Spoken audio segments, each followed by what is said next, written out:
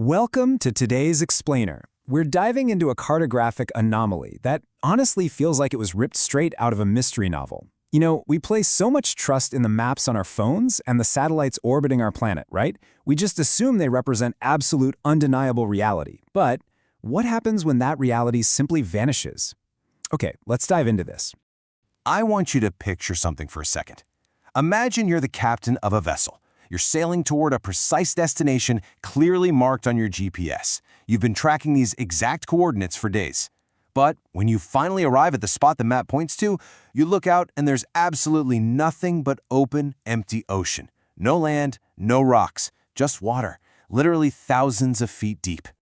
The crazy thing is, this isn't some hypothetical scenario. For over a century, Sandy Island was a highly documented piece of land in the South Pacific. And we're not talking about some tiny blink and you miss it speck of coral either. This landmass was roughly the size of Manhattan. For well over 100 years, it was confidently featured on maritime charts, printed in global atlases, and eventually it even made its way right into the digital age, proudly displayed on Google Earth, which forces us to ask a pretty chilling question. How do you completely lose an island? Section 1. The Origins. Let's move to and see how this builds. To unravel a mystery of this scale, we've got to trace the error back to the very beginning. Let's take a journey back in time to the year 1876. It all starts with a whaling ship called the Velocity.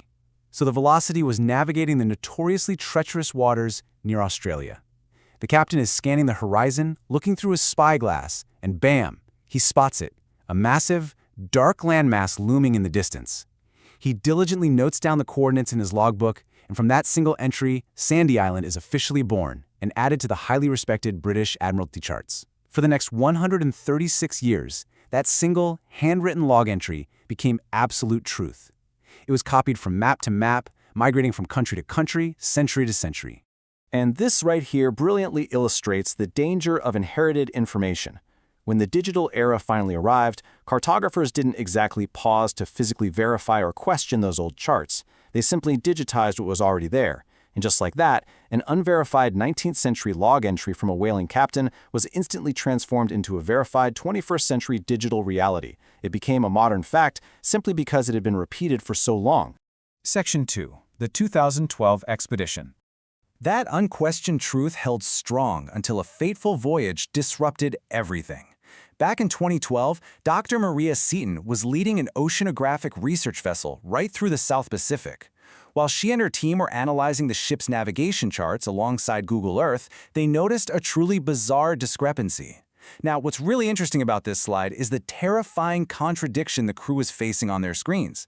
According to their satellite maps on Google Earth, they were heading straight for a massive island. But when they looked at the ship's internal depth sensors, the physical instruments measuring the actual ocean floor beneath them, the numbers told a completely different story.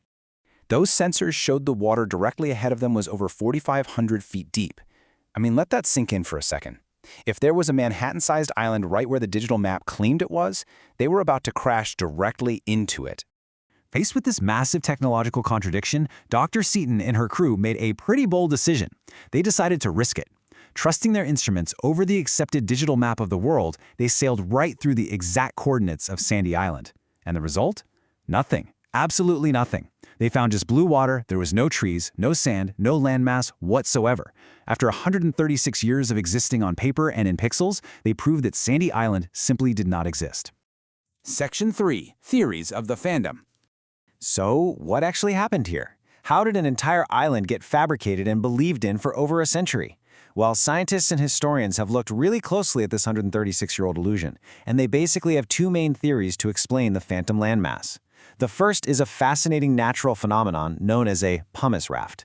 See, when underwater volcanoes erupt, they spit out millions of lightweight, highly porous rocks.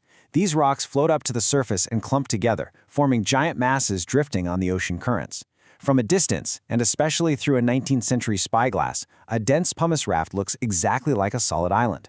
It's actually highly possible that the captain of the Velocity didn't make a mistake in his coordinates at all. He might have just seen a massive temporary pile of floating volcanic rock that eventually broke apart and washed away. While the first theory blames nature, the second theory is much more deliberate, a trap street. In the highly competitive world of cartography, map makers often include tiny, fake streets, or in some cases fake islands, on their maps as a copyright trap. If a rival company copies their map, the original creator can point to that fake geographical feature and prove the theft in court. So, the crucial point is, was Sandy Island just a deliberate 400-square-mile lie strategically placed to catch map thieves? It's a very real possibility. Section 4. Deleted from history. Regardless of how it got there, whether it was floating volcanic rock or a clever copyright trap, the jig was finally up.